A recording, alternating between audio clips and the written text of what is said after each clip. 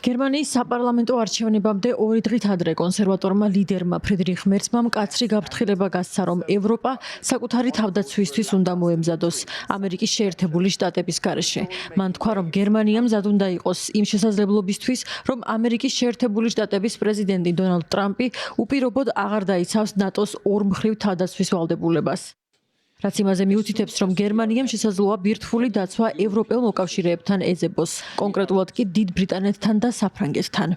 ქრისტიან-დემოკრატიული პარტიის ლიდერს მიაჩნია, რომ გერმანიამ მკაცრად უნდა უპასუხოს რუსეთის ქმედებებს უკრაინაში. ამიტომაც მან გასცა დაპირება, რომ მოხსნის მისი წინამორბედის ოლაფ შოლცის აკრძალვას უკრაინაში შორ მანძილზე მოქმედი ტაურუსის ტიპის რაკეტების გაგზავნის შესახებ და კიევს მისცემს უფლებას რუსეთის ტერიტორია მიზანში ამოიღოს. ფრიდრიხ მერცი ემხრობა მიგრაციისა და ეროვნული უსაფრთხოების საკითხებში უფრო მკაცრი პოლიტიკის გატარებას. ის მხარს უჭერს მიგრაციის შემცირებას და სავალდებულო სამხედრო გაწვევის გარკვეული ფორმით აღდგენას. ფრიდრიხ მერცის აზრით მნიშვნელოვანია წამყვანი კულტურის იდეა. მისი თქმით, ემიგრანტები სწრაფად უნდა ინტეგრირდებოდნენ გერმანიის კულტურულ ღირებულებებთან, რაც აუცილებელია საერთო ეროვნული იდენტობის შესანარჩუნებლად.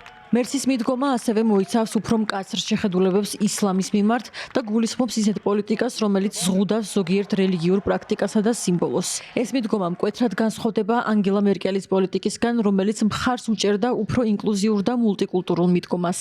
ფრიდრიხ მერცი გეგმავს უფრო მკაცრი ზომების გატარებას ჩინეთისა და რუსეთის ბაზართან დაკავშირებით.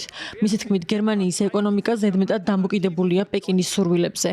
მერცს სჯერა, რომ ფრანკო-გერმანულ კავშირს შეუძლია შექმნას უფრო მეტი სავაჭრო გარიგება, მეტი სტაბილურობა კომპანიებისთვის და საბოლოოდ უფრო ძლიერი ევროპა.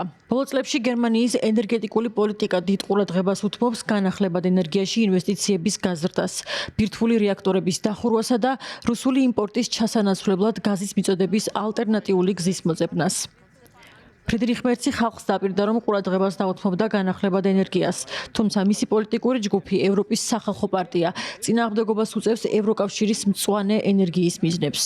ოლაფ შოლცისგან განსხვავებით, ფრიდრიხ მერცმა გამოავლინა უფრო მეტი მხარდაჭერა ბირთვული ენერგიის მიმართ. ნაკლებად სავარაუდოა, რომ გერმანია განაახლებს დახურულ რეაქტორებს, თუმცა ბირთვულ ენერგიასთან დაკავშირებით მერცის უფრო რბილმა პოზიციამ შესაძლოა წაახალისოს სხვა ქვეყნები და დაარწმუნოს ბრიუსელი, რომ ის განახლებად ენერგიად განიხილოს.